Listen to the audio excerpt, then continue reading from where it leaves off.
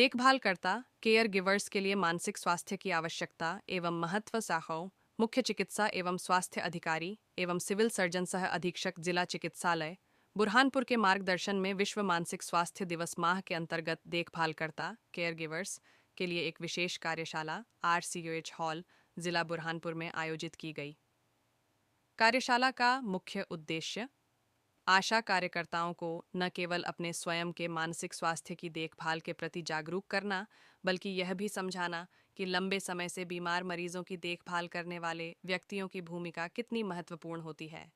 जैसे कोई भी बात अपने मन में न दबाए रखें, बल्कि उसे अपने पति या जिससे भी उसका परिवार में लगाव हो उससे व्यक्त कर सकती है। मन में नकारात्मक बातें बिल्कुल भी न आने दें।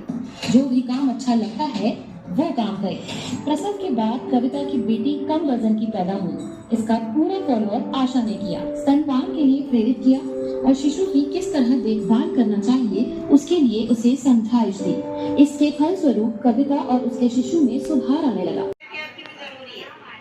देखभालकर्ताओं के लिए कार्यशाला इसीलिए रखी गई है कि हम उन मरीज को जिनको अभी केयर की जरूरत है, देखभाल की जरूरत है, चाहे वो बिस्तर पे पड़े हो या कोई भी मानसिक संकट से गुजर रहे हो, तो आपकी भूमिका क्या है, आप उसकी केयर कैसे करोगी, इसके लिए आपको क्या करना है, इसके लिए ये कार्यशाला भी है।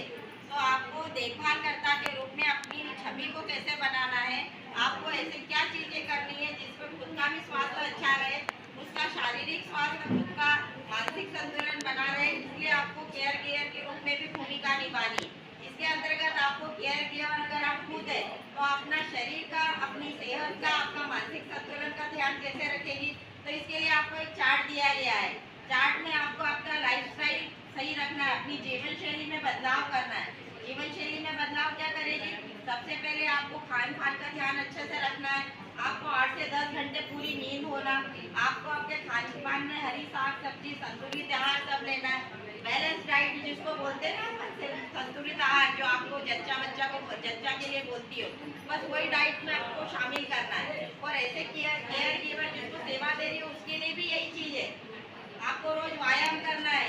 आपको लगता है काम का बोझ बहुत ज्यादा हो गया है, आज दीदी ने बोझ बिठा दिया हमारे को, तो आपको लगता है तो इस पर आप लोगों को क्या फील्ड में कैसे काम करना है वो आप लोगों को आज बताया जाएगा। तो थोड़ा उसको ध्यानपूर्वक सुनिएगा और जो काम की चीजें उसको बाकायदा नोट डाउन कीजिएगा। और सबसे पहले तो ऐप डाउनलोड कर लो, क्योंकि ये बगैर ऐप के आप लोग फील्ड में कुछ नहीं कर पाओगे। तो मोबाइल में एक एप्लीकेशन इसको डाउनलोड कर लो आप, मानसिक स्वास्थ्य वाला, तेरी मानस वाला जो है ना, वो ऐप डाउनलोड कर लो। सभी ने कर लिया है क्या? कितने लोग हैं जिन्होंने नहीं किया? कितने लोग हैं जिन्होंने अभी तक? कविता अचानक से जीवन में आई इस नई जिम्मेदारी के लिए पूरी तरह से तैयार नहीं थी। उसके ऊपर पहले से ही पारिवारिक अपेक्षाओं का दबाव था, जिसकी वजह से वो भावनात्मक अस्थिर हो गई, जिसका प्रभाव उसके शारीरिक एवं मानसिक स्वास्थ्य पर पड़ रहा था। आशा ने उसकी PHQ 9 स्कोरिंग की, जिसमें परिणाम के अवसाद के लक्षण पाए। आशा ने ANM की मदद से कविता को कुल 8 परामर्श सत्र दिए। स्वास्थ्य विभाग की अन्य योजनाओं, मनकक्ष, टेलीमानस के बारे में जानकारी दी। परामर्श सत्र के स्वास्थ्य जीवन शैली और सकारात्मक सोच अपनाने, संवाद कर तनाव को साझा करने के उपाय, जैसे कोई भी बात अपने मन में न दबाए रखें, बल्कि उसे अपने पति या जिससे भी उसका परिवार में लगाव हो उससे व्यक्त कर सकती है। मन में नकारात्मक बातें बिल्कुल भी न आने दें। जो भी काम अच्छा लगता है वो काम करें। प्रसव के बाद कविता की बेटी कम वजन की पैदा हुई। इसका पूरा फॉलोअप आशा ने किया, स्तनपान के लिए प्रेरित किया और शिशु की किस तरह देखभाल करना चाहिए उसके लिए उसे समझाइश दी। इसके फलस्वरूप कविता और उसके शिशु में सुधार आने लगा।